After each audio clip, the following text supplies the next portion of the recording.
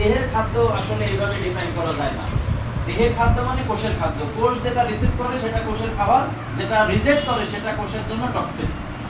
তাহলে আমাদের দেহ কোষ আসলে কি খায়, প্রশ্ন আসে না?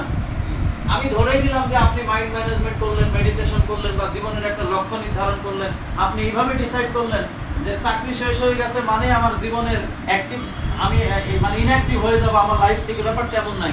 আল্লাহ যতদিন হায়াত দিয়েছে মৃত্যু অবধি পর্যন্ত আমি অ্যাক্টিভ থাকার চেষ্টা করব, কোনো না কোনো কাজের মধ্যে থাকার চেষ্টা করব, কোনো না কোনো একটা লক্ষ্য নিয়ে দৌড়াবো, রাইট কিনা?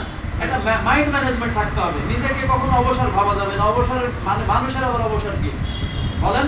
ও রুহের জগতে ছিল, পৃথিবীতে আসার জন্য ছটফট করেছে, ও দুনিয়াতে এসেছে, দৌড়াচ্ছে জীবন নিয়ে। মৃত্যুর পরে হয় আপনার দেখা যাবে যে কবরের মধ্যে হিসাব দিতে দিতে পেরেশান শেষ, আর না হলে ভালো থাকবে, রাইট কিনা? হয় জান্নাতে যাবে নাহলে জাহান্নামে যাবে। তো অনন্তকাল মানুষ তো অ্যাক্টিভই থাকে, এটা আমার অবসর কোথায়? ইহ জগৎ আর পর জগৎ যাই বলেন, মানে একটু নিজের মতো করে বললাম।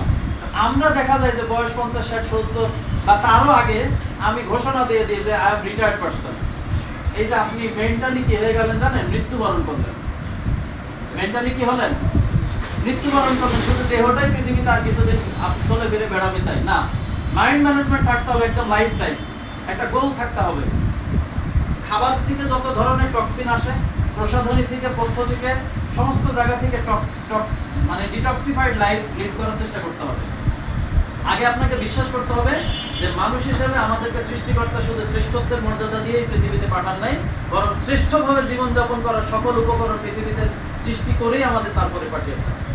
তাহলে আপনার জীবনের জন্য কি প্রয়োজন, যেটা আপনি সিনথেটিক কেমিক্যাল লেভেল পেছনে দৌড়াচ্ছেন, ওটা প্রকৃতির মধ্যেই আছে। আছে না নাই? আছে, এটা আগে বিশ্বাস করতে হবে, তারপরে আপনি খুঁজেও পাবেন। একটা মানে প্রচলিত বাক্য আছে, যে খোঁজে সে পায়, যে খোঁজে সে পায়, যে খোঁজে না সে পায়ও না। তাহলে টক্সিন ফ্রি লাইফ লিড করলেন, কায়িক পরিশ্রমের মাধ্যমে শরীরকে অ্যাক্টিভ রাখার মাধ্যমে অক্সিজেন লেভেলটাকে সবসময় স্বাভাবিক রাখলেন। এরপরে যেটা আসে থার্ড, এরপর এটা নিয়ে মূলত আমি আলোচনা করবো 10 মিনিট।